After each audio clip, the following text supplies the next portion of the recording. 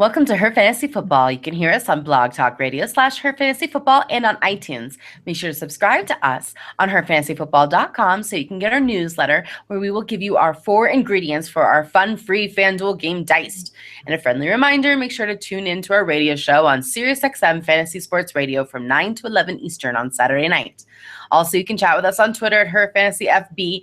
I'm your host, Courtney Kirby. And I'm Ashley Williams. And I'm Brandon Marianne Lee. Woohoo! Week 11. Can you believe it? Can you believe it? Get them out of your lineups, everybody. Atlanta Falcons, Denver Broncos, New York Jets, and the San Diego Chargers. Real fast. Can we drop Brandon Marshall, you think? It's time. It's time to say goodbye. Bad. It was bad, right? Ooh, adios. Bryce Petty experiment. Fitzpatrick. Geno Smith. It's dark times. Dark times for the New York Jets. All right. Well, we'll get into Thursday night game, which actually should be one of the better Thursday night games of the year with the New Orleans Saints 4-5 and the Carolina Panthers 3-6. Fingers crossed. We have some fantasy scoring to happen here. Yeah, absolutely. I think it's really interesting that both of these teams have losing records.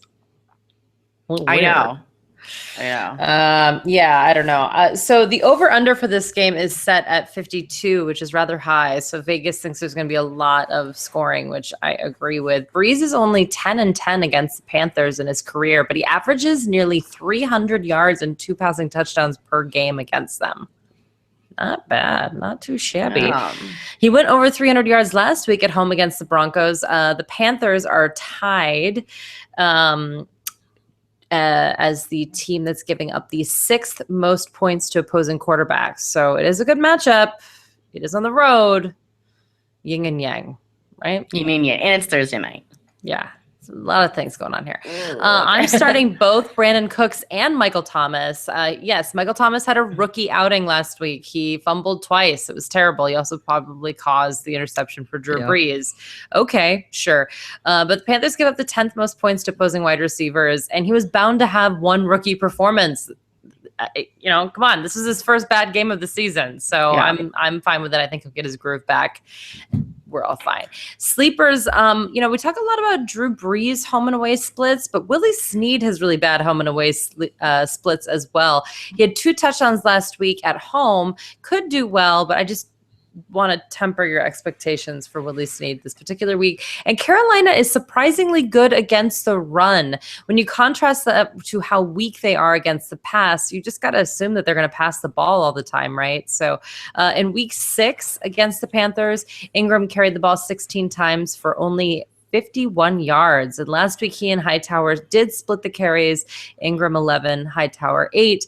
But neither of them were great against the weak Denver run defense. I don't like any of them this week if I can avoid it.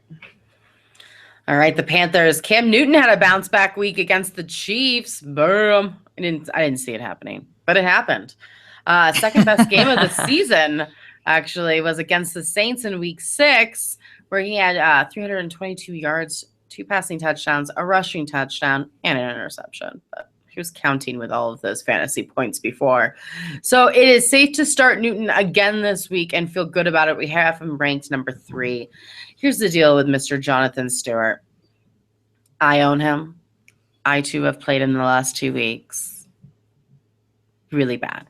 Really bad, especially coming off of 2 weeks in a row with over 20 fantasy points. So the good news is there isn't another running back that's like threatening his job. It's not like he's losing touches to somebody or fantasy points to somebody or rushing touchdowns to somebody. It's just not happening with the rushing.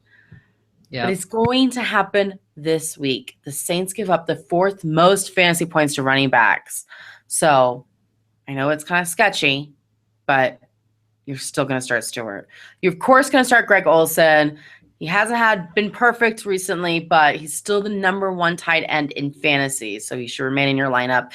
Calvin Benjamin, still the perfect wide receiver 2-3 in your fantasy team. His floor is 7 fantasy points. He saw 12 targets last week and 14 against the Saints in week 6, so hopefully he will get a touchdown, which he hasn't had since week 4, and be delicious for you. As far as sleepers, Tyken Jr. and Devin Funchess have a decent chance this week if you're in a deep league. Funchess had the best game out of the wide receivers against the Saints in week 6 and last week against the Chiefs. So if I'm picking one, I'm going with Funchess. And the Carolina defense, obviously on the bench against Drew Brees and the New Orleans Saints. All right, you guys, we're going to take a quick minute to thank this week's sponsor, HelloFresh. HelloFresh is the meal kit delivery service that makes cooking fun, easy, and convenient. Each week, HelloFresh creates new, delicious recipes with step-by-step instructions designed to take around 30 minutes for everyone from novice to seasoned home cooks short on time. I just made the Indian-inspired eggplant dish actually this evening. My husband's out of town, and I made it for my kids, 7-year-old tomorrow and my 4-year-old, and they loved it. Very, very yummy. So it was really good. I love eggplant. I forget that. I never make it. Then I have it and I'm like, ooh, this is good. And that's why you get these boxes. I know, right? It does, but they teach you a perfect way to grill it up in the oven, and it was really good. I like it too that you're like expanding their little palates. Oh, well, my kids are good eaters. They love that, and they had red peppers in it, and peppers are like their favorites. I had the Argentine spice steak tonight with my hubby, and it was delicious. I'm on a steak fix right now. I've been really into it lately, so I was so excited. But yeah, my big thing is that it's also really healthy. So I've been using the MyFitnessPal app and the Fitbit that I'm trying to get out there and walk. It's so hard on days like today when I was working like crazy. But it's nice, because I don't have to worry about like how healthy is this meal, what have you, the calories, everything's on the box. So they have meat, vegetarian, and family options. You can get 3, 4, or 5 meals a week. There's new recipes every week. You can pick and choose. It's pretty fun. Nice. Yeah. I'm jealous. I'm traveling, so I'm out of luck. But I always feel so bad when I'm traveling because we tried to meal prep at our house, and so when I'm gone, I just kind of let my husband fend for himself. So when our HelloFresh box showed up, he's like, oh, he's like, hallelujah, food that he can make, like go in the grocery store. So it was a very welcome delivery at our house. And it literally doesn't take long at all. No. Like it really doesn't. Yeah. I get intimidated with the ingredients I'm unfamiliar with, but everything is explained nicely to you. So it's awesome. So HelloFresh sources the freshest ingredients measured to the exact quantity needed, so there's no food waste.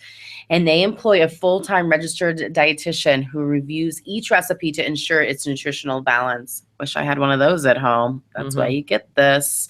And we have a special for you. For $35 off your first week of deliveries, visit HelloFresh.com and enter her FFB when you subscribe. This is the perfect way to eat healthy while you're pressed for time during the holidays. Again, go to HelloFresh.com and enter her FFB for $35 off of your first week of meals. Try it. It's delicious. Yum. Yum. All right, on to the 1:00 Eastern games. Pittsburgh Steelers 4-5 at the Cleveland Browns. Oh, and this should also be yum. Yum.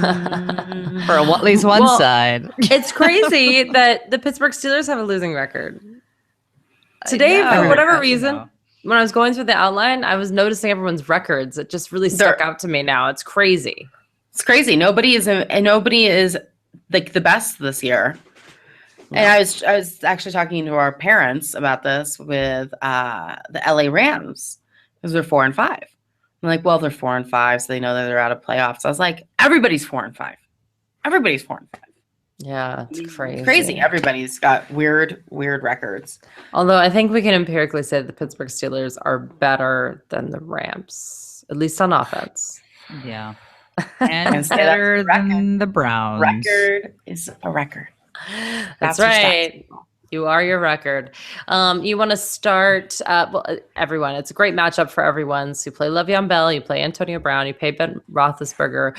I do want to point out, though, that with Darius Hayward-Bay and Marcus Wheaton and Sammy Coates injured, you have to consider Eli Rogers. He was 6 of 10 for 103 yards in week 9, 4 of 5 for 42 yards and a touchdown in week 10.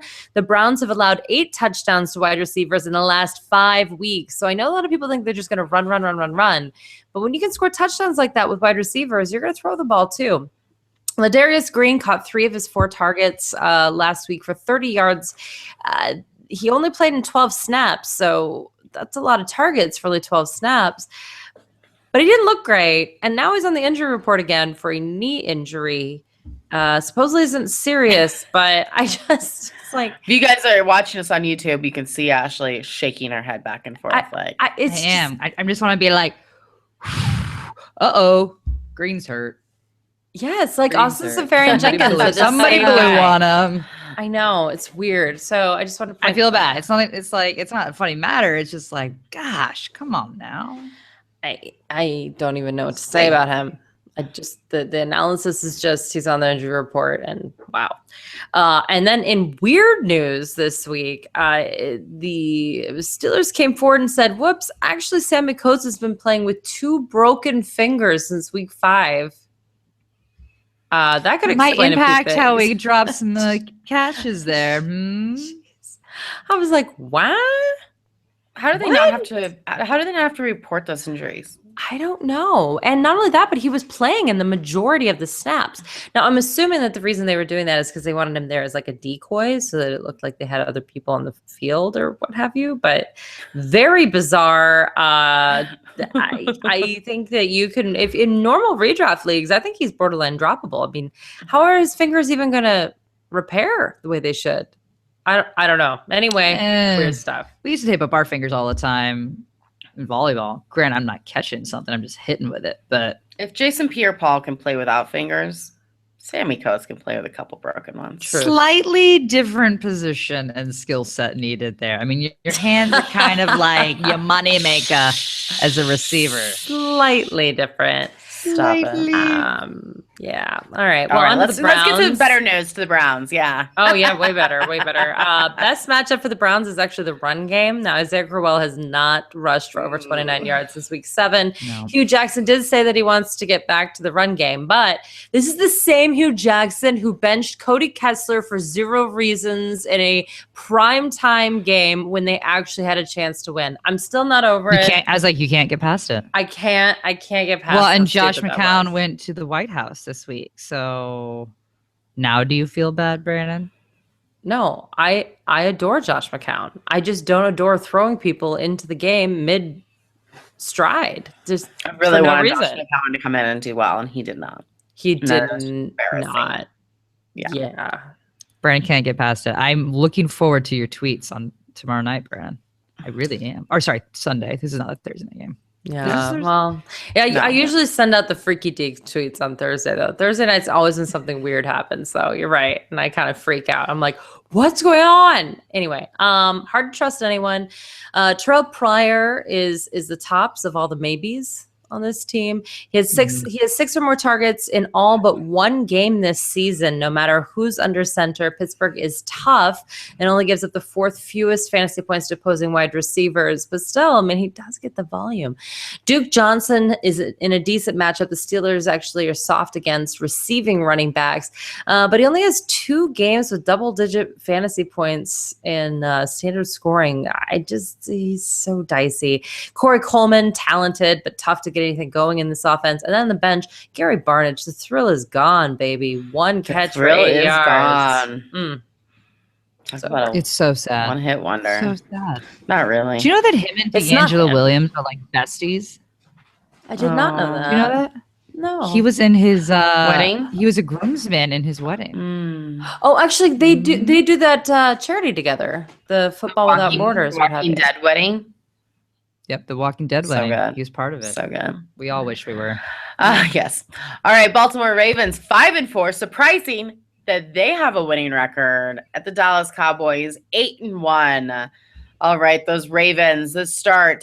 Steve Smith Sr. has had 7 targets in each of his last 2 weeks, including a touchdown in each and a 2-point conversion. So it's not a bad matchup, not a bad play this week.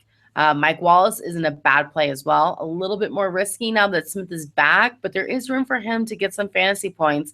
I mean, both Brown and Rodgers, Eli Rogers, that is, had double digits last week against the Ravens. So sleepers, Rashad Perryman had his best game, I should say, of his NFL career with 64 yards and a touchdown. Perriman sights, he's there, guys. He's alive. Very risky, but he is out there. So I don't expect this to be a long-term thing, though. It just happens to be the matchup. I did not see Harbaugh shouting from the rooftops, though. No. There's no shouting. On the bench, Joe Flacco had a great game last week despite throwing 2 interceptions. Listen, it was his second game over 16 fantasy points. He has too low of a floor to ever be trusted. We have to move on. We have to just don't even stream him. Terrence West ran 21 times last week, but only managed 65 rushing yards. Ugh. And the Cowboys give up the 5th fewest fantasy points to running backs. So I think there are better options out there this week. And by the way, Kenneth Dixon ran just 6 times, but for 38 yards and caught 5 of his 7 targets for 42 yards. So if you're in a deep league and he's still available, I would pick up Kenneth Dixon. Dennis Pitta continues to be awful.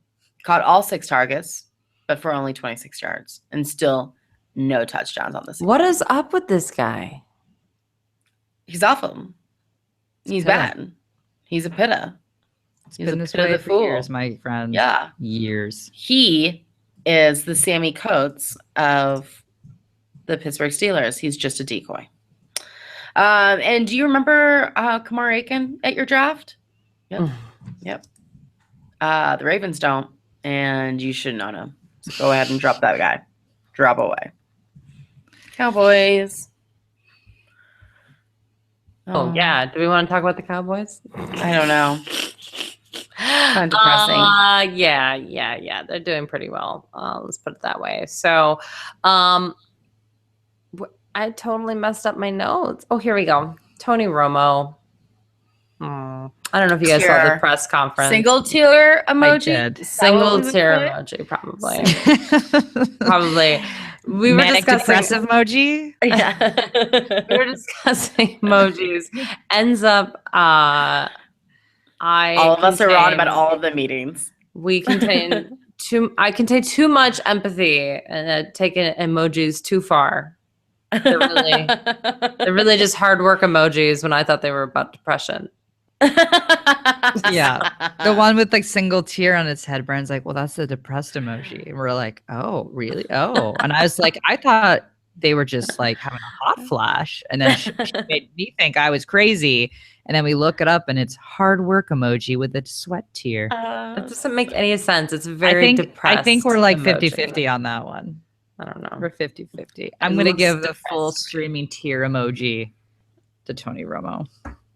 Yeah. Full stream. Yeah. So watch his press conference. It's sad and then move on. Just and then it's the best. And then show your children. That's how, real competitors. Although I felt really bad because we just did an interview.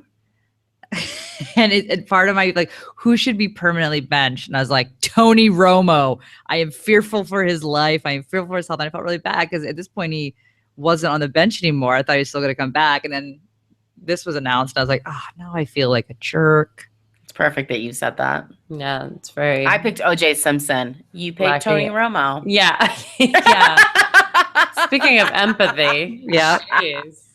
I thought it was a hot flash emoji, Brandon. Clearly, I'm lacking. I said Greg Hardy. Ashley said Tony Romo. In my original write-up, I had Tony Romo, somebody else, and then I said Elijah Wood because, in my opinion, Elijah Wood should be benched for life as well for just obvious reasons. And by obvious, there is no obvious reason. I have complete unfound hate for Elijah Wood for no reason. Well, reason. You can read all of our silly responses on relish.com where we did the interview with the ladies there. So good stuff. But back to the Cowboys. Yeah, all right. Let's talk Ezekiel Zeke. Elliott, obviously, although Baltimore does give up the absolute fewest fantasy points to opposing running backs, that probably means he's going to be more in the 12 to 14 point range instead of the 30 point range. So sorry. Not sorry. They give up the 7th fewest points to opposing quarterbacks, although Prescott has an incredibly high 17-point floor in standard scoring and a 24-point ceiling. I might still play him anyway. And then Dez has been back for 3 games. One was a bust, but it's sandwiched by 2 games with 100-plus yard performances. And touchdowns. So guess you got to play him. Sleepers, the Baltimore's defense is better than you think. Beasley was terrible last week, caught 5 of his 9 targets for 33 yards. It was just when I convinced people to start him. Sorry. You missed out on all the good weeks. It was good. It was You good. missed out all season, then you play him and we're like, my my bad. and it's like, whatever. And then Jason Witten had another big week of targets. In week 9, he caught 8 of his 10 targets for 134 yards and a touchdown. Last week, he caught 6 of his 8 targets for only 59 yards. Baltimore gives up the 3rd fewest fantasy points to opposing tight ends. But the good news is that they're using him. Yeah. Yeah, they are. Except for Courtney's upset because she was convinced that he was going to drop off Because the face of the earth rookie this week. quarterbacks use their tight ends. Well, Dak decided not to get the memo until halfway through the season. Cowboys. Poor Dak. It's really not worked out for him. Well, now It's really not worked out. I mean, he's completely ruined Tony Romo's life, but, love Dak. Courtney, Dak got the TPS report. He's filled in. He's filled in. He threw him to Witten. We're good. I'm happy, actually. The Cowboys are doing well. It's exciting. Jacksonville Jaguars 2-7 and the Detroit Lions 5-4. Not surprised by the Jaguars record. That's for sure. What a disappointment. Listen, start Allen Robinson. Finally, he's had 2 nice games in a row. It appears that the Jaguars have figured it out. Switching things up with their coaches has made Allen come back to life. So give the man the ball, and that is exactly what they've been doing. So Robinson has been targeted 40 times in the last 3 weeks. That's a lot. It's a lot. It's over 13 targets a week. So must start. Sleepers, listen, Blake Bortles is the best quarterback in fantasy. I can't get over it. I mean, he's legit the best quarterback. Detroit gives up the 2nd most fantasy points to quarterbacks. So I get why it's a possibility you might play him. But here's the deal. The Lions don't get a ton of points either. So Bortles won't need to fight his way back from a 3-touchdown deficit. So it's kind of risky on whether or not he's going to end up getting you those fantasy points. He might win the game, but is this a week that he's going to be fighting back and get those fantasy points? I don't know. He has had multiple touchdowns in the last 3 games, so that's a good thing. Marquise Lee has appeared to have taken the wide receiver 2 job as of right now while Hearns is out. I do prefer him over Hearns this week, but it is a risky play. And that dynamic duo, my favorite duo in the NFL, they are so awful. I'm talking about Yeldon and Ivory. Boom.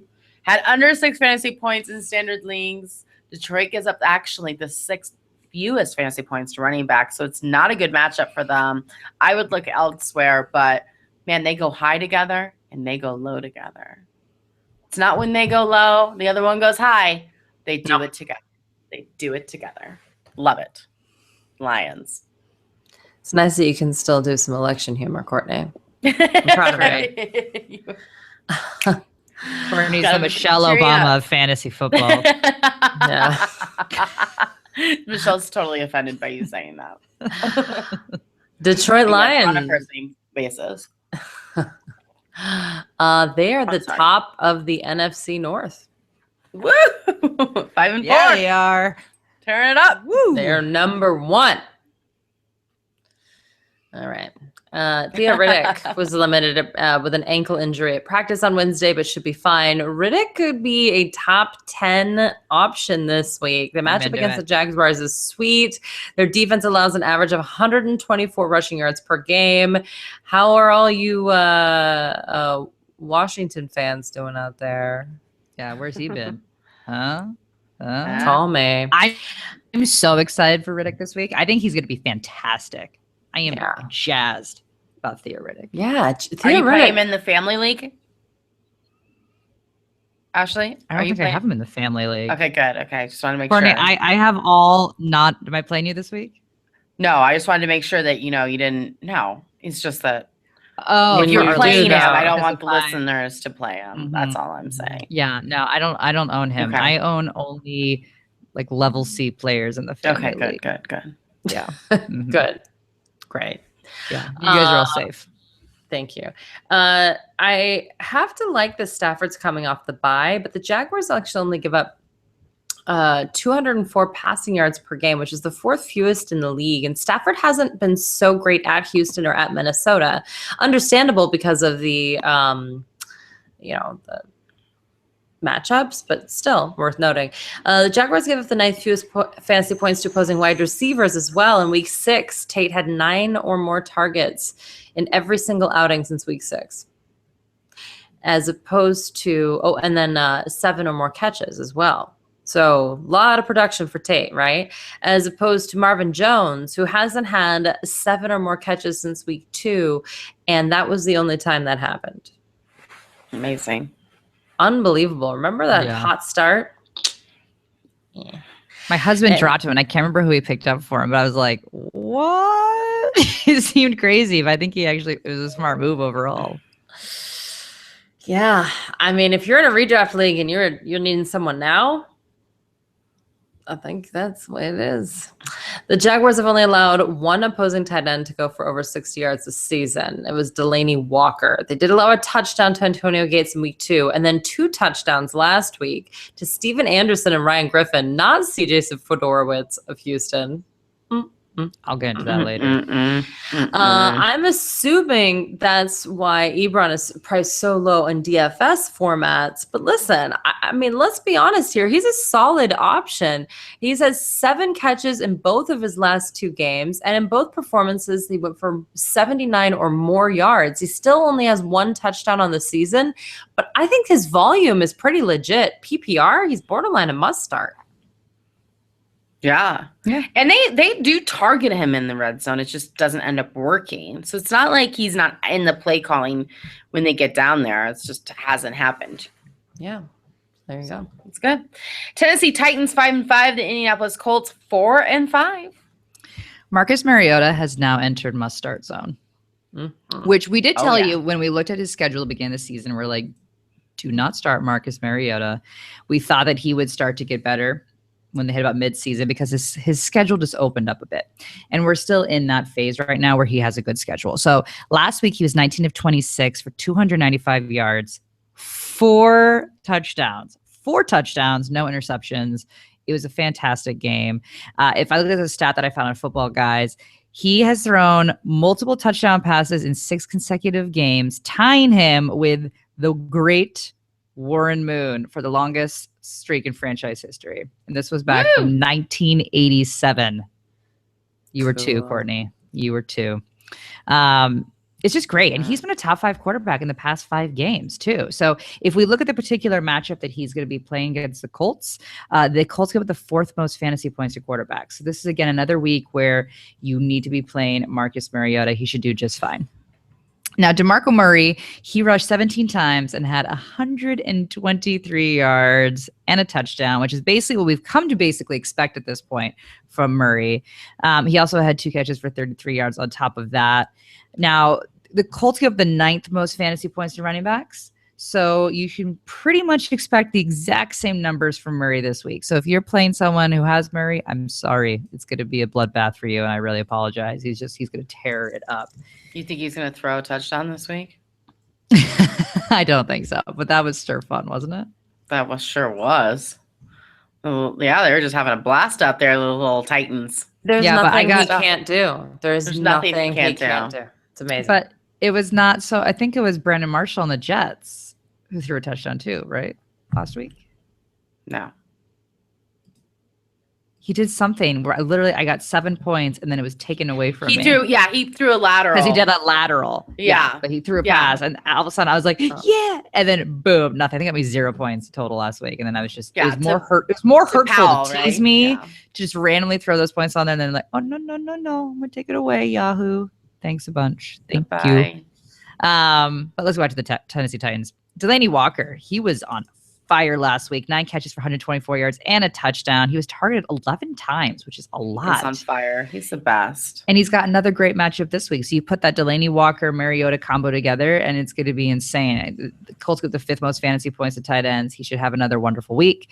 And Rashard Matthews doesn't have the best matchup. It's an okay matchup because the Colts give up the 15th fewest fantasy points, which basically just means they're dead center average defense in their secondary. So Rashard Matthews is still a must start in my book as well. So really this whole team is basically must starts other than Tajay Sharp, who I know had a decent game with 68 yards. But don't do it, guys. Do not fall into that train and think that Tajay Sharp is back. I'm telling you, don't do it. I didn't even rank him. Good for you. You didn't even rank him. No, you're not going to fool me. You're not going to fool me. Who am I going to bump off? Somebody who actually consistently gets points? Or for a guy? No. Nope, Tajay, bye-bye. All right. Well, with the Colts, Frank Gore got a day off of practice, but he's fine. A lot of these veteran guys, that happens. Please don't freak out. It's a terrible matchup, though, against Tennessee. They give up the 9th fewest fantasy points to running backs, and people just have to throw to keep up with them. Like we just said, they are a stud muffin offense now. Andrew Luck, Tennessee gives up the 10th most points to quarterbacks, again, because people always pass to keep up. The Colts found the win before the bye at Green Bay by doing it on the ground, but Luck wasn't great. 4 games so far this season with 300-plus yards. So you got to hope for that upside, but certainly this team's inconsistent. There's no doubt about it. You're starting T.Y. Hilton. You're starting Dante Moncrief. Tennessee gives up the 9th most points, to opposing tight ends. Dwayne Allen did come back last week after his injury, caught 1 pass for 15 yards. They're still using Doyle. Doyle got 9 targets last week. I'm sticking with him in this good matchup. But certainly I think they're both in sleeper territory, though, just because of the timeshare. Sad. I agree. Buffalo Bills 4-5 of the Cincinnati Bengals 3-5-1. Listen, I like Tyrod Taylor this week. I would start him. Call me crazy. He had his best game of the season before his bye with 25.86 fantasy points. He may not be throwing a bunch of touchdowns, but he has ran one in each of his last 3 games. So not only has he had 3 successful games in a row, but the Bengals give up the 5th most fantasy points to quarterback. So he's on a hot streak. He's doing it on his own, and he has a great matchup. I like it. LaShawn McCoy is a must start. Robert Woods is listed as questionable, per usual, this week with his foot injury, but should be good to go. He had 13 targets and 162 yards the week before their bye. And obviously, this is Taylor's main squeeze. You know whose main squeeze isn't? Charles Clay on the bench, a total of 4.4 fantasy points in his last 3 games. We have a quarterback who's having a fantastic time, and their tight end isn't doing anything. Just cut the ties, guys. Cut the ties. Charles Clay's never going to happen. It's going to happen this week now that I said that out loud. I'm going to knock on wood. No, it's not. But Mike Gillislee, you guys, he's had a touchdown in 4 of his last 5 games. I know McCoy is back, but it does not matter. If you are in a deep league and you just need 7 fantasy points, Gillislee is your guy. So just saying, fill him in. Fill him in. The Bengals. Okay, so AJ Green, he did get a little bit hurt in the second half of last week's game. He limped off the sideline, but he was able to come back. He did have a limp, but for the most part, he should be okay. Now, it's not a great matchup, but it's not horrible. Buffalo gives up the 13th fewest fantasy points to wide receivers, but at the end of the day, it's AJ Green. So you're not benching him unless he's out. So you were playing him. Tyler Eifert is classic Eifert. Only 3 catches, but for 96 yards. This is what he does. And he tends to usually have like one crazy, huge, big play. And again, that is what he did. So of that 96 yards, 71 yards of it came in one play. Sorry, in the first quarter off one play. So he's targeted 5 times. So you can't complain about 5 targets. But as we know, Tyler Eifert has always been an incredibly huge part of this offense. He is back, and he's going to get better and better each week the more he gets ingratiated into this offense and back into his, chemistry and role that he has with Dalton. So I'm not worried about that. It's not a bad matchup. He should be just fine there. Jeremy Hill. All I needed was 5 more points from him and I would have won. Thanks for nothing, Jeremy Hill. I shouldn't say nothing. He wasn't that bad. I was like, what did Jeremy Hill do? He wasn't bad. He lost me my game, Brand. That's what he did. He wasn't horrible, but he wasn't great either. He carried 15 times for 46 yards. Okay. And he stumbled into the end zone per usual. That's what we love about him. Just boop, boop, boop, boop, there I am. But that was really about it. He wasn't even targeted at all the entire game in terms of pass. But what I will say is he has had a touchdown the past 3 games. And this just so happens to be his longest streak of consecutive touchdowns in his entire career. Boom, he's on fire, Ashley. Stop your complaining. He's on fire. 3 touchdowns in a row. 30 yards and a touchdown. 30 yards and a touchdown. So, of course, I had to sit there and be negative Nancy and be like, that is your longest streak in your entire career. I have managed to have him on my team every single. You would think with my hate of him, I wouldn't draft him. Yet every year. You do it every year. Hill, because I am a glutton for punishment. So I was like, okay, well, how difficult is that? And then I was like, well, you know what? Murray currently has a 5-game streak going on right now. And Gordon had a 4-game streak at the beginning of the season. So it doesn't seem that hard. But you know what? I'm going to give you props. I'm going to give you props, Jeremy Hill. You have your longest streak going right now. And let's keep it going for 4 weeks in a row, baby. Let's do it next week. And you know what, guys? Right. It's possible because the Bills give up the 50th most fantasy points to running back. So there is a chance that he will also trip and fall into the end zone this week. So I'm pretty excited for that. I think it could happen.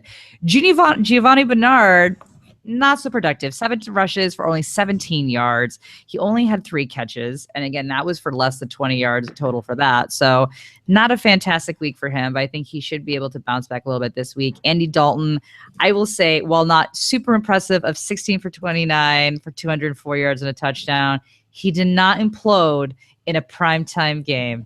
And that is all you can ask. Progress. That is progress. That is moving forward. To me, this was the most encouraging part of the game, was that Andy Dalton did not implode in a primetime game. You can feel much better. Now, what I will say is Brandon LaFell, he's been very, very hot and cold. He only had 1 catch for 9 yards last week. I think he's going to come back this week. I have absolutely no statistical reason as to why I think he will do better this week, but I do. Great. It's gut feeling. Okay. Yeah. That's right. Because, you know, they're trying to make Tyler Boyd, apparently, according to Marv Lewis, they're having him watch tape of Randall Cobb. They want him to be their next Cobb. I don't know if that's really going to happen, but I can tell you what, LaFell is still their second, wide receiver. I think he's going to do okay. I feel all right about it. There you go. All right. I started so negative and I ended positive, Courtney. You did. Thank you. Ready to bring it home. Mm-hmm. Tampa Bay Buccaneers 4-5 at the Kansas City Chiefs 7-2. So Doug Martin is back and playing. So here's the thing. So he was basically rehabbing all week. We weren't even sure if he was going to play, and then he was going to play, and then we're being told that he's going to be on a snap count. We had heard all week that even though he was practicing and limited in practice, that he didn't really appear to be ready to go. But then he came in. What snap count? He ran 16 times. Granted, it was only for 33 yards. But it's a start. That right there is Jeremy Hill numbers. But you know what? First game back, I'll take it. And he had a touchdown. So I feel okay about that. What I don't feel great about is he's now going up against the Chiefs to give the 14th fewest fantasy points. Again, not a horrible matchup, but also not great, especially because it is a good matchup for the wide receivers on this team, which is going to play a little bit more into that Jameis Winston, Mike Evans play here. So Evans, not his best week last week, 4 of 5 for 66 yards, but the Chiefs give the 9th most fantasy points to wide receivers. I think he's going to be completely fine to go plug in this week. I think he's going to redeem himself. I know you're angry at him. because I think it's one of our Sirius XM polls, right? And everybody thought that Mike Evans was going to have the absolute most points. Yep. Yeah, that didn't work out. Sorry, guys. Yeah, No. we did Kendrick West Mhm. 2 weeks ago. Totally Yep. bombed. Mike Evans, bomb. You know what we should do? We It's should almost just like you pull can't- whoever is in that poll every Seriously. week. Just I was take gonna them say, out. Tweet it out. Hey, this guy won in the Chalk. poll, which means do not play. Don't It's do it. almost like you can't rely on the polls. So many election jokes. Touche. It's weird. It's weird. Anyway, Well, you can if you're looking for the popular vote. that's true. Well, technically that is a popular vote, but you got to rely on the Courtney. Gut check. No, Gut check.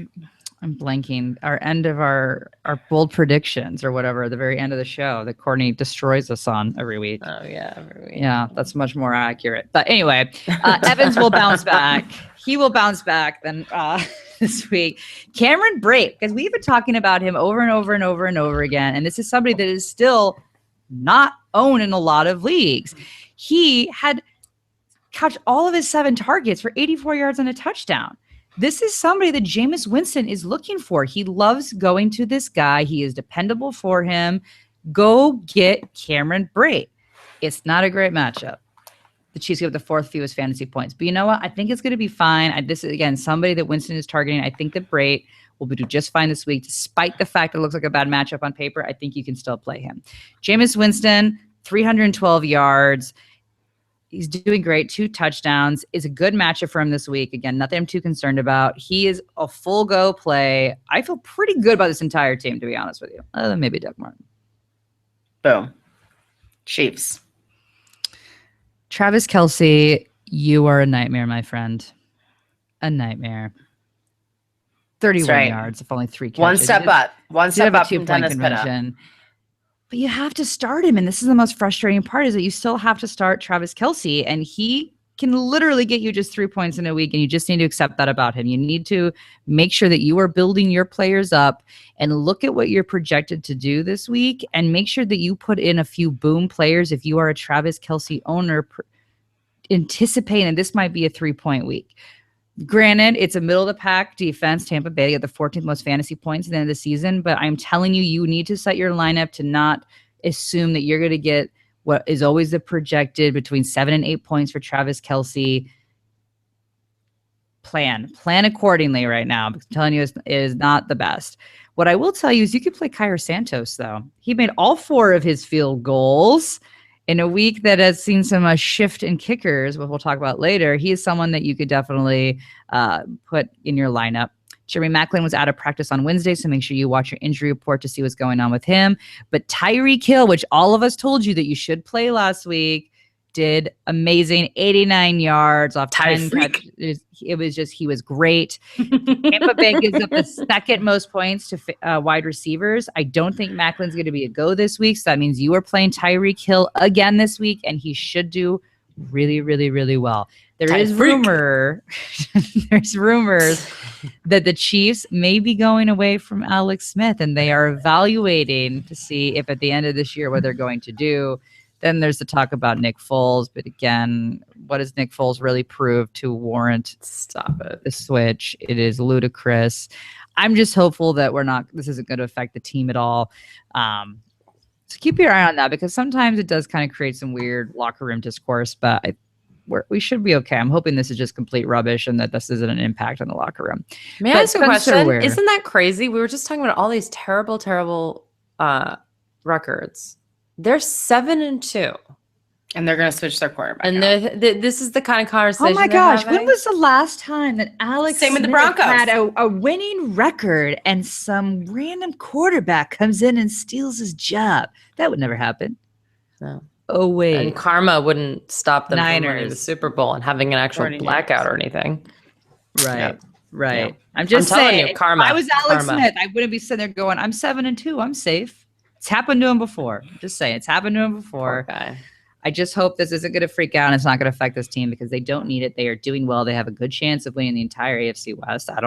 As a Broncos fan, I don't want to admit that, but there's a chance. So I just hope it's not the situation. Now, Spencer Ware also did not have a great game. It wasn't a horrible game either.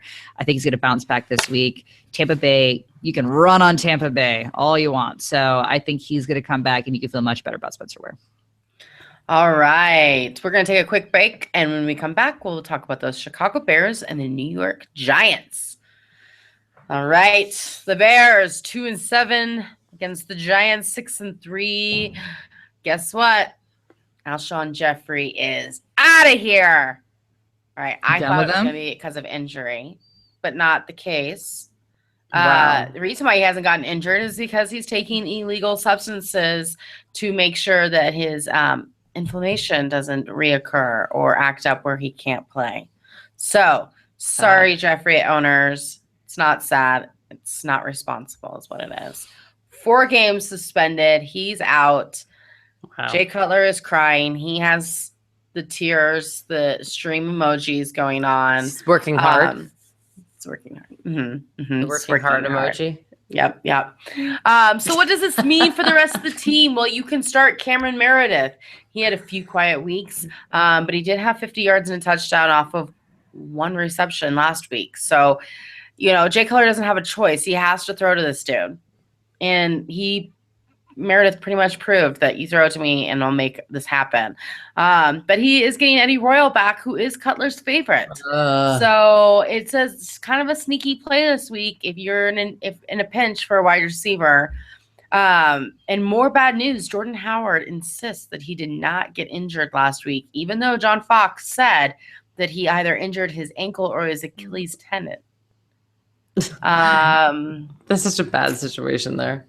Yeah, those it really are pretty is. bold injuries. Yeah. Achilles tendon. You don't just throw at Achilles tendon and someone's like, oh, no, I'm totally fine. I'm good. Well, he was like, what? What? Yeah, he's like, I'm fine. I'm not hurt. I mean, John Fox can be full of. Well, it was the same where Mike Evans he said he is. didn't have a concussion. And I'm like, Well, but they have it's- concussion protocol, and they're very cautious. But when it comes Once to you're in it, you have to be in it. Haven't Right, you but seen the but movie? at the Haven't same you time- seen the movie? I have not seen the movie yet, Courtney. You've told me multiple times to see the movie, and at some point I will see the movie. But come on. Yeah. Well, No, this I'm is just bad. saying. You need to keep an eye on him throughout the week. We'll update you on Saturday night on our Sirius XM show, 9 to 11 Eastern, on how he is doing. But Get it definitely together. keep an eye on him before you put him in your lineup. Zach Miller, what? Moving on. Jay Cutler is the best quarterback ever. He didn't even make it to 6 fantasy points last week. It was amazing. It was So many people were so high on him. They were like, "This is gonna be the week to stream." Jake. Well, we were high on him too. Well, Not, yeah, like it was- crazy it was high. totally We thought he was going to do possibility. well. I Cutler's know. awful though. But we've all learned now. He's he still goes into Cutler. He goes into the Tannehill category. Just don't even own him. Don't even put him on your bench Thank because you. you don't want that moment. One time out of the 12 games that he actually blows up. It's not worth it. The Giants are okay, just okay defending all the other positions, but they're the best at quarterbacks. They give up the second fewest fantasy points to quarterbacks. So even if you were tempted with him losing his number 1 wide receiver, possibly an injured running back, and his name ends in Cutler, don't do it. The matchup is bad. Giants. All right, Eli Manning, mediocre yards, lots of touchdowns, lots of interceptions. That's his game. That's what he does. What he does. 257 yards, 4 touchdowns, and 2 interceptions in week 9. In week 10, 240 yards, 3 touchdowns, and 2 interceptions. The Bears are mediocre against quarterbacks. It doesn't matter. This is what he does. This is Eli Manning. You signed up for this. Luckily, you are going against Jay Cutler, who's going to be giving you great field position. Right. So that is good. It's good. Yeah, and we'll see if maybe this, he has an Achilles, is John Fox's way to, for whatever reason, get Jordan Howard off the field. I mean, who knows? These people are crazy. Anyway, always Odell. Hi, Odell. Chicago gives up the absolute most points to opposing wide receivers in standard scoring. So So for that reason, I'm also looking at Sterling Shepard, Victor Cruz if he comes back. He's still listed as questionable. And then Chicago gives up the fourth fewest points to running backs. Perkins is getting more time, but Rashad Jennings is still getting more looks. I'm trying to avoid this at all human cost. And Will Tye is getting more targets, 7 in week 9, 8 in week 10. He still has no touchdown, and he only has one game of more than 50 yards. But the usage is going up, so I wouldn't mind stashing him for the future. Boom. Do you think that the Bears have an Achilles injury for Howard because they still need to reserve the thumb injury for Cutler down the road? That's what I was going to say. You'd think it'd be a thumb something's injury funky. again. Yeah. We can't have two guys with random thumb injuries. It You is. can't like randomly have an Achilles injury. Like that's not Sure like you a can. random injury. Sure you can. I don't know. Anyway, it's bad. John Fox, injuries / benching players. Mhm. Arizona Cardinals 4-4-1 at the Minnesota Vikings 5-4. Man, they started off so hot, 5-0. What happened? Yeah, the terribleness. This is 2016 happened. 2016. Bye. Bye. Nothing's right anymore. I know. It's a bad matchup for the Cardinals. It's a bad matchup on both sides. I think this is just going to be a defensive. It'll be a beautiful defensive game for people that love defenses. You're still going to start David Johnson, though, because who the heck would not start David Johnson? And Larry. I love you, Larry. Larry. I'm going to miss Beautiful. that guy. He's never going to retire. Calvin Johnson's on Dancing with the Stars right now. I can't watch it. I'm still too upset. Oh, I won't watch that. Well, they say that the theory is he'll retire when Carson Palmer retires because he just doesn't have the energy for a new quarterback. But I'm like, man, please no, stick around because I feel like he's got more in him than Carson Palmer. He's playing at an elite level right now. It's really fun to watch. Elite. Messy situation with the rest of the wide receivers, though, to be entirely honest. John Brown, Michael Floyd, and J.J. Nelson. And actually, they re-signed Jerron Brown, too. So you just have to laugh. J.J. Nelson blew it last week. He finally got the starting opportunity. 2 fumbles, horrible. And then Floyd had a great game. He caught 5 of his 6 targets for 101 yards. But he's not playing in a lot of snaps still. I still think that his usage is very weird in week in and week out. So, and the Vikings give the second fewest points to wide receivers, so it's not great anyway. And third fewest points to quarterback. He's up and down. Carson Palmer has 5 performances of under 15 fantasy points so far on the season. 5. So you're saying there's a chance. It's Maybe with could the be bye. really bad. Could be With really the bad. bye, that means over half of his games have been for less than 15 fantasy points. No, that's not the record you want to have. No, it's not what we like. All right, Ashley, how about the Vikings? I mean, I'm not feeling a whole lot better than Brandon feels about the Cardinals on this matchup. So I'll start with a little news. Blair Walsh, who missed yet another extra point. It was painful. I just felt so bad for this guy. Yeah. He was cut this week. They signed Kai Forbath. It's just brutal. There's even comments that they never quite rebounded from last year when he missed in the play. Ugh, Yeah. So sad. no. so bad. sad. But Oh my god. I can't. I literally stopped I stopped mid sentence. Yeah, we stopped about to it. stop. I was just like, oh my gosh, this is exactly why. Don't be a kicker. The Lonesome Kicker with Jim Carrey. What's the movie? Oh my goodness. No, it was on Saturday Night Live. It was Adam Sandler. No, the it's a pet movie. detective. Oh, It's you're not talking The about that. Pet Well, Detective. there is a song called "The Lonesome Kicker" by Adam Sandler. Yes, on it Saturday Night Live. is. Yeah, it's Ace Ventura, Pet Ace Detective, with Ventura, Jim the pet Carrey. detective. But You're but right. that's Einhorn. It is. I know it's Einar, but I'm saying that's why the movie is like that Yeah. moment is what I think. Like when I think of Blair Walsh in that moment, I immediately think of the scene with Einhorn and the woman with the little Laces cookies, out.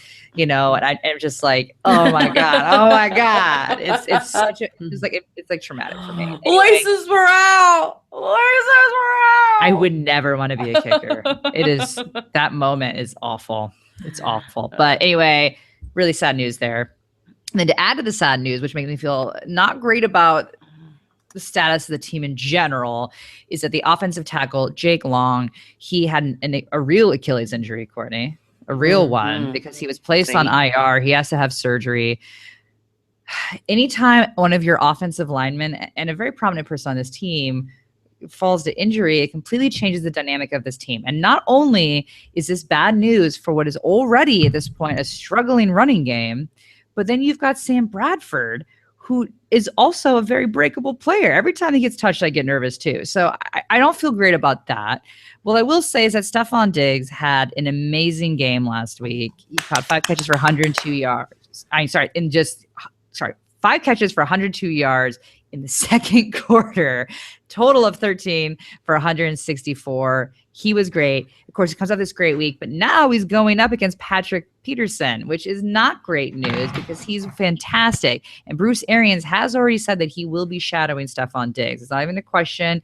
He will be on him, man-to-man coverage, and Arizona gives up the 5th fewest fantasy points to wide receivers. So that's not great. I do think that Stephon Diggs will still be able to produce for you. I just want to temper your expectations that this is not going to be the best game that he's ever had by any means. Then you've got Sam Bradford, who was 31 of 40 for 307 yards. He had a good game and 2 touchdowns. But Arizona gives up the 5th fewest fantasy points to quarterbacks. And the fact that we've got one of his linemen that went down, this immediately affects that quarterback. So I'm very nervous about that. Kyle Rudolph had a great game. He was 5 of 8 for 69 yards and a touchdown. But Arizona gives up the absolute fewest points to tight ends. So it's not even as if there's a good matchup on that end. I don't know. It's just rough. It is really, really rough. And it doesn't get any better as the Cardinals give up the 2nd fewest fantasy points to running backs. And if you look at their production last week, it is pitiful. And it's similar to what the week before was, where McKinnon only ran for 6 times for a total of 16 yards. Asiata 9 times for only 13 yards. And then you got Ronnie Hillman that we were nervous was now going to be part of this 3-headed running back committee. And he only had 4 carries for 2 yards. 2 yards. Now, Asiata did at least get the touchdown. So if you're going to go with any of the 3 here, you're going to go Asiata because he is at least the one they tend. He's more of their power back that's going to get those goal line looks. So go with Asiata out of the 3 if you can. But again, horrible, horrible matchup. There's not a single person on this team that has a good matchup this week. If you can look elsewhere, please do, or very much so temper your expectations. Wow, Miami Dolphins 5-4, the Los Angeles Rams 4-5. Those Dolphins, listen, must start defense. It's crazy to say, but the Rams give up the 2nd most fantasy points to opposing defenses, and that was before they put in rookie Jared Goff. Before. Are you excited? I'm excited to Goff. Let's do this. I'm excited, but at the same time, I agree with Courtney. Like, oh yeah, you're starting Miami defense, baby. Oh yeah, you're starting Miami defense. Oh yeah. This is like the young Josh McCown coming in. It's beautiful. Love it. Ryan Tannehill. Yeah, Ryan Tannehill. This is good. This is good. Although it might not be that low scoring of a game if you think about it, because they're going to be throwing interceptions on their own side, so they don't have to throw that, get that many yards to get a touchdown. So it might be higher scoring than you think.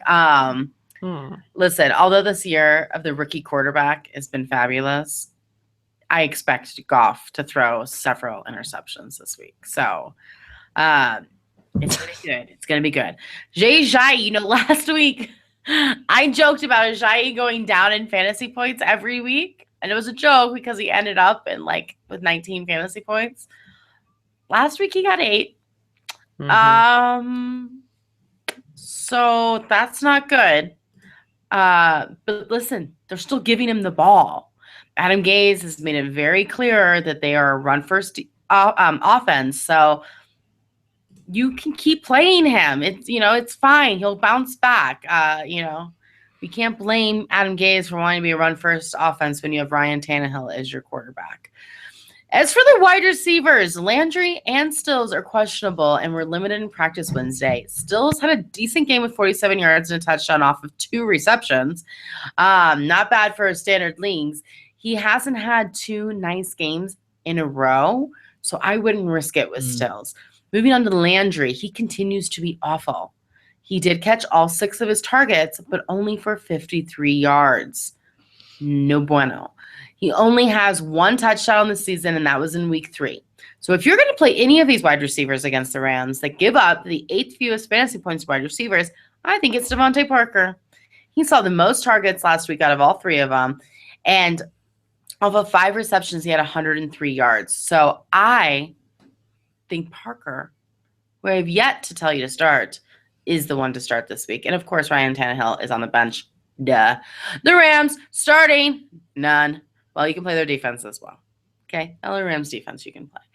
Moving on to sleepers. Todd Gurley does it again, man. He is consistent. A solid 7 fantasy points. It's not what you drafted him in the first round for, but now that you have him, you're getting 7 fantasy points, hopefully in that flex position, because that's exactly where he should be. He hasn't had a game over 100 yards. I don't need to tell Gurley owners that. They know. Shh. It's going to be okay. Know why. It's going to be okay. It hurts to put Britt in the sleeper column because he's basically the only good thing working for the Rams offense, but it's a good matchup. But he does have Jared Goff as his quarterback this week. It's a little risky. Yeah. And obviously Goff is on the bench. The coaching staff is just desperate, which is weird because everybody's 4-5 like the Rams, but to each their own.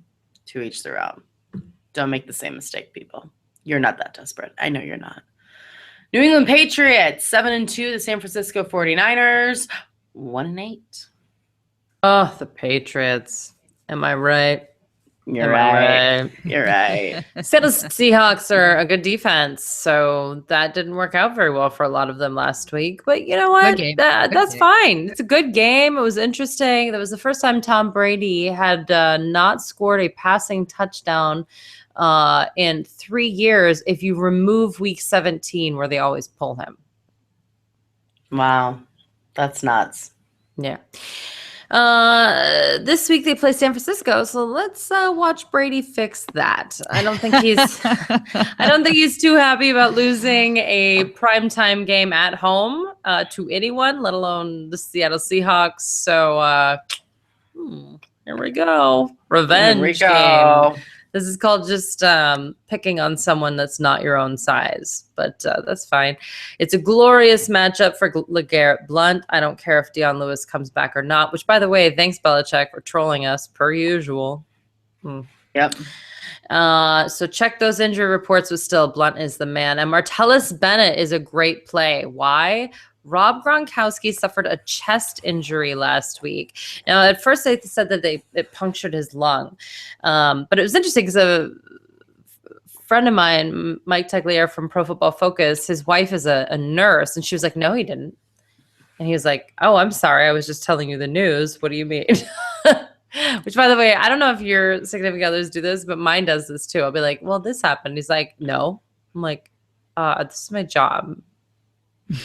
Like every once in a while, the no, it's like, but anyway, she ended up being right. So her whole point was the only way that he would have a punctured lung is if he broke a rib, and they would have said that he had a rib injury, not a lung injury, and that the lung is one of the parts of the body that actually repairs the fastest. So she thinks it's just a 1 week thing, and ended up she was right. It was not a punctured lung, and Adam Schefter came out and is she a nurse or just like all over WebMD? No, she's a nurse. She's a practicing she's a Google.com medical professional. Hey, we have all been there. I've been diagnosed with cancer at least once a month on WebMD. No, I call my first child the Google baby. Mm-hmm. Yeah. What's that? Google it. Google well, it. That's good news. Just 1 week. Yeah, but you guys, Martellus Bennett is fantastic. He's really good. Not like Yeah, it's not like this is a step down. I mean, it is. I mean, no one's Rob Gronkowski, but you probably don't own both of them, but Last week, he caught all 7 of his targets for 102 yards. Prior to that, he has multiple big-time performances. This is not a big deal, and you got to like it. So also, hey, this is a reminder, time to pick up your handcuffs.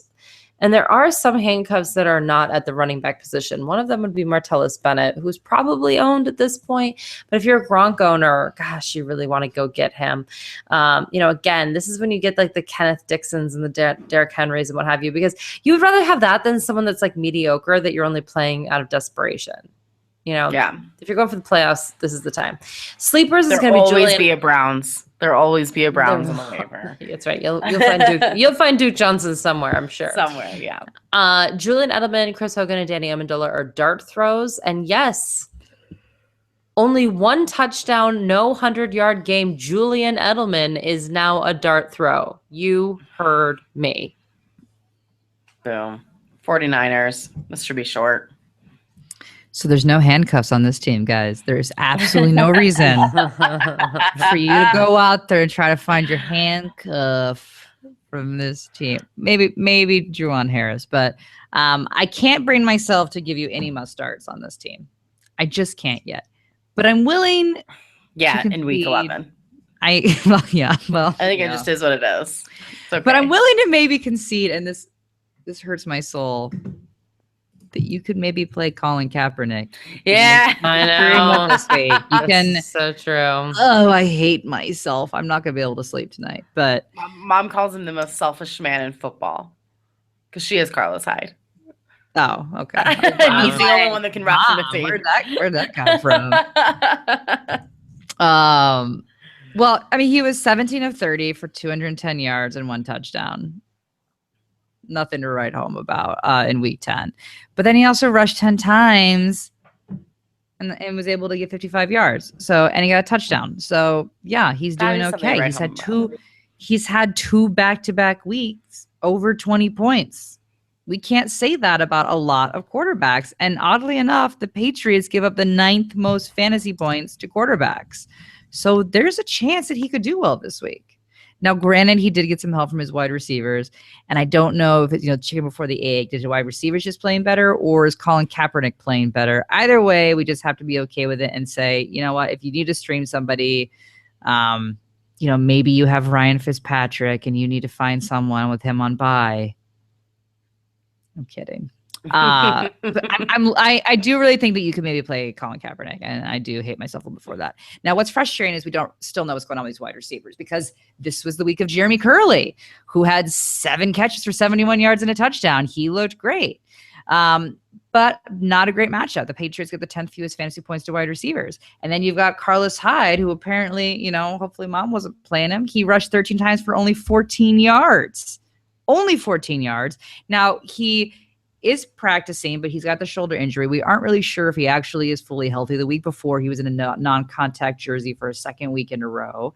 I don't love that. Juwan Harris only rushed 5 times for 14 yards, but at least that's a much better ratio of 13 to 14 yards versus 5 touches for 14 yards. But you're not really sure what they're going to be doing in this situation, so I don't love the running backs.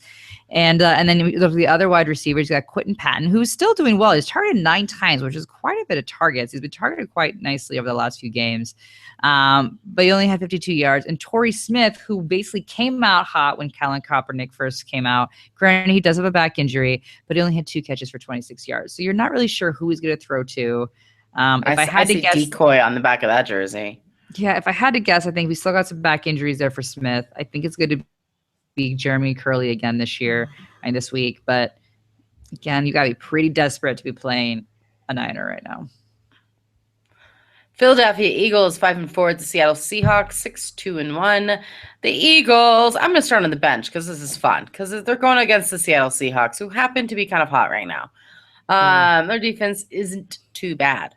I don't know if you noticed. Carson Wentz, he's only had 2 touchdowns in the last 5 games and yet 4 interceptions. Yikes. Poor guy. I love him. I know. Ever since he shot that deer, he just hasn't been playing in the same. Bye week. Jordan Matthews, he is listed as questionable with back spasms. He did not practice on Wednesday, and with him facing the Seahawks, I would look elsewhere. Not good. He has seen double digits in targets the last 3 games, so that is promising, but he's only had 1 touchdown in the last 6 games, so not so great. Zach Ertz still has not had a touchdown this year. Boo. The Seahawks give up the 6th fewest fantasy points to tight ends. Oh, and he is questionable as well. But he's amazing. He is amazing. Amazing. He's right up there with Charles Clay. Ryan Matthews tore it up last week. Yeah, he did. To our SiriusXM show, we had our lovely friend from the Eagles on, and he and I were just discussing, because I am a Ryan Matthews owner, what the heck is going on with the Eagles and why they're not using him. Well, they heard us. I'm pretty sure it's because of us. 109 yards, 2 touchdowns, and a 2-point conversion on the ground, and another 30 yards receiving. So winning. This week, he will not be facing the Falcons defense, unfortunately. Seattle's defense makes Matthews no more than a flex option this week, especially when you have Darren Sproles only and Smallwood, who finished up the game with 13 attempts on the ground, which is a lot to be giving away from Mr. Ryan Matthews. So it's kind of getting a lot of going on in that backfield. At some point, Ryan Matthews is like the Alex Smith. Like, what more do you want from this man? All right, the Seahawks. So I told you last week that we are in now what is the Russell Wilson hot streak. He always does this. He always heats up towards the end of the year, and he played fantastic last week. 25 of 37 for 348 yards, 3 touchdowns, and absolutely no interceptions. It was a great game. Again, we aren't seeing the play with his feet at the moment. Only rushed 3 times. He's only able to get 6 yards out of it. So we are missing that component of Russell Wilson still. But you know what? It's okay because he's getting the yardage for you now. You can still feel okay about it. With that said, it's not the best matchup against a stout defense with the Eagles. They have the 6th fewest fantasy points to quarterbacks. But I think that Russell Wilson's going to be able to still do fine. He's hot. He is. He's hot. So I feel okay about it. This again, one of these matchups we're going to overlook. We're going to play Russell Wilson. Now, Doug Baldwin was one of those guys who's been that classic 6-point guy, right?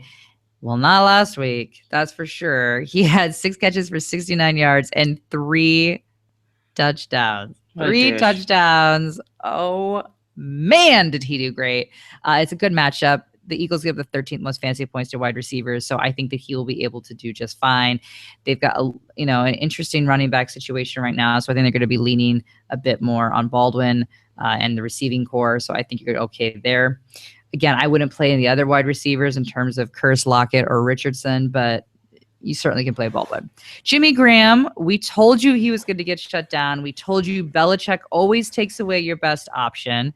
And he did. Only 4 catches for 48 yards. It could be worse, obviously, than that. But for the way that Jimmy Graham had been playing, he got shut down. Philly gives up the 2nd fewest fantasy points to tight ends. So I wouldn't expect huge numbers, but you can still plug him in because you probably don't have better options at tight end with more upside. CJ Procise, guys. We've got an interesting running back situation here, and it's a little bit murky, and I don't really know what to tell you because CJ Procise, he rushed 17 times and he got 66 yards off that. And he's a bit of a pass catching back. So he had 7 catches for 87 yards. He had a fantastic game. Philly is stout on the ground, 8th fewest fantasy points to running backs. Christian Michael did play last week, but only had 5 catches for 22 yards. And then, Pete Carroll didn't even really mention Christian Michael when he was talking about what their strategy was for this week, which makes complete sense as he was released on Tuesday. So crazy. It's a little bit insane. So I'd love to know what's going on with that. But he was released. So Thomas Rawls has got a good chance and is expected to come back this week. So they basically were waiting for Rawls to come back, and then they dumped Christian Michael. We got CJ Procise going to be your pass catching back. They're basically doing a 2-man attack here. Apparently Rawls looks really good. He's looking really fast. He's looking sharp. He feels good, according to Coach Carroll. Woohoo! He's ready to go. He's ready to go. So what we don't know really is what that carry situation, the ratio is going to look like. But either way, I think you could feel good about Procise because he is a pass catching back. So especially for PPR, you could be full on playing Procise. Right. Sunday Night Football. Green Bay Packers 4-5 at the Washington Redskins 5-3-1. Aaron Rodgers is a no-brainer start every week. He's averaging 3 touchdowns per game over the last 3 weeks. Yummy. He's facing the Redskins, who give the 10th fewest fantasy points to opposing quarterbacks, but who cares? Who cares? Listen, they've played against Cody Kessler, Eli Manning, Carson Wentz after he started throwing interceptions, and Joe Flacco. So this 10th fewest fantasy points to opposing quarterbacks, come on. Inflated. Jordy Nelson, coming off a season high in targets 18 and catches 12. Nelson gets Josh Norman in week 11. I get it. Fantasy owners might be a little scared, but Josh Norman's not Josh Norman of old. And let me just tell you, the connection between Rodgers and Nelson, it's true. It's true connection. Mm-hmm. It's like Ivory and Yeldon. They go everywhere together. So does Roger and Nelson. Slightly different caliber. Yeah. They're just together on the top of the building. That's all. They're up high. It's good. I got Nelson ranked number 5. Devontae Adams. Over the last 4 weeks, Adams has seen a low of only 8 targets. So 8 targets is his low. That's what I'm trying to say here. So it's a very high floor of targets for this man. So you got to play him. He's amazing. There's just not concern of productivity when you're running the ball that many times. So I expect another solid week from Adams. I have him ranked 12th. As long as Starks can continue to catch the ball, he should be fine this week against the Redskins that have given up the 8th most fantasy points to running backs. He only rushed 7 times last week. So that number needs to go up for me to say he's like a must start, but I feel pretty confident in him this week. And I say that because Ty Montgomery is no longer a part of the team. I mean, he's still technically assigned to the Green Bay Packers, but the streak is done. You can let him go. Let the fish back in the pond. And Christine Michaels found a new house. Christian Michaels. Sorry. Yay! He's a Green Bay Packer. He's going to be wearing the green, yellow, and white.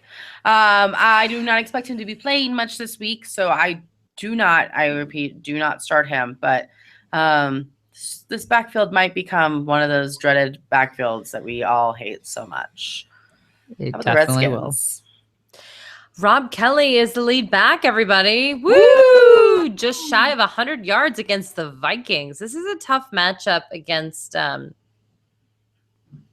against the Green Bay Packers. But they've kind of trailed off, actually. They've been a little bit worse at defending the run. So I'm okay with Rob Kelly. Yeah. I also like that when you're writing about him, it's R. Kelly. Because they use the first. This always makes me laugh. Cousins struggled in week 1 versus Pittsburgh, and in week 5 versus Baltimore, but save those 2 performances. He has an 18-point floor, regardless of any sort of format. He's thrown more than 300 yards 4 times this season in almost half of his performances.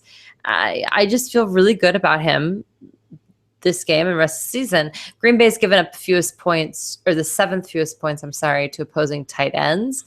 There's Jordan Reed. Last week, he only caught 2 of 4 targets for 41 yards, and Vernon Davis was the star. He caught all 3 of his targets for 66 yards and a touchdown. I still think that it's going to be Jordan Reed moving forward. I don't think that's really debatable, but just FYI.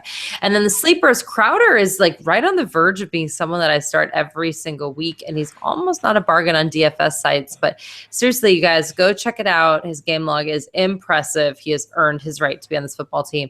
And I don't have Pierre Garçon here, and Deshaun Jackson is still hurt. Because I'm not quite sure what to say about Pierre Garçon, other than, I can see you taking a chance. Yeah. He's a misfit team. Mm-hmm. Solid. Nice. Monday Night Football in Mexico City. So the Houston crazy. Texans 6-3. The Oakland Raiders 7-2. So Lamar Miller's touches have decreased since the beginning of the season. He had 15, ran 15 times last week, but it's for 83 yards. So I'm okay with that. He did leave the game though. He got injured a little bit. We're not entirely sure if we're going to see any ramifications from that. We haven't really seen much news about it. So to me, that says that he's fine, nothing to worry about. It's a good matchup. The Raiders give the 11th most fantasy points to running back. So Lamar Miller should be able to still produce just fine for you. But do make sure you pay attention just in case something pops up at the end of the week and he aggravates that injury again. But other than that, you should be fine. Now let's talk about the very frustrating CJ Fedorowicz, Brandon, which I know that you had mentioned, and it's so irritating. He was on a really good streak, He'd caught 20 passes for over 224 yards in over 4 games. I mean, that's combined, obviously, but for 4 games, which is great for a tight end. And then you got last week where he only had 3 catches for 26 yards in what was a good matchup, but he should have had really great points. The problem is they threw to every single tight end other than Fedorowicz in the end zone. Steven Anderson, Ryan Griffin scored a touchdown. Unbelievable. They don't throw a touchdown to their main tight end. It is so infuriating, but you know what? It's Brock. It is what it is, my friends. But I still think there is upside for Fedorowicz. I really do. Oakland gives up the 8th most fantasy points to tight ends this season. I don't think he's going to leave his boy stranded for too long. I think Fedorowicz will bounce back this week. I think you can play him. Now, DeAndre Hopkins is holding steady, guys, right around 5 points like every single week. Only 48 yards last week. Oh, I thought Brown was going to say something. She made a face like all excited. And I was like, wow, you're excited about DeAndre Hopkins. This is the first. You're the first. You're the first. You're the first. Even Brock Osweiler's not excited about him. It's a good matchup for the wide receivers, though, guys. I mean, Oakland's at the 7th most fantasy points to wideouts. So there's a chance because we got Jalen Strawn, who's going to miss a month due to his sprained ankle. So he's still out. Will Fuller did not play last week, but there is a good chance that he's going to play this week. He feels really optimistic and hopeful about it. That will be good for DeAndre Hopkins to kind of have another, contender on the field. So that's something to think about. I will tell you to not play Brock. Do not play Brock. He only threw for 99 yards last week. Not even 100. 99 yards. It's getting hot. He did not turn the ball over. So that's progress, but only 99 yards. When your quarterback is throwing less than 100 yards, that is a problem. That is a huge, You're the huge Cleveland problem Browns. for you. There is no upside for any of these receivers when their quarterback is only throwing for 100 yards. It is outrageous. You can play the defense, though. All right, the Oakland Raiders, tough matchup, 4th fewest points to the quarterback in week 9. I'm going to be honest with you. Derek Carr only had 184 passing yards, no touchdowns or interceptions. But then in week 8, he had 513 yards. So I could understand you starting him against Houston on Monday night, especially if you're desperate. Amari Cooper and Michael Crabtree, they give up the 3rd fewest points to wide receivers. I'm still starting them though, and Latavius Murray is their guy, and you got to like that as well. The Houston has a very good defense, but Oakland has a really good offense too. Okay, and they dismantled the Denver Broncos, so I'm not running away from this particular matchup. I think it's important to state that, Latavius Murray, for the first time of the season, got 20 carries when they played Denver before their bye. So that's something to think about. And then Clive Walford isn't going to happen. These other running backs aren't going to happen. Sure, every once in a while he's going to get poached, right? Jameez Olawale or Jalen Richard, I'm sure will get a few more touchdowns this season. But still, I think we know who the main characters are. All right, you guys, that's week 11. Put it down in your books.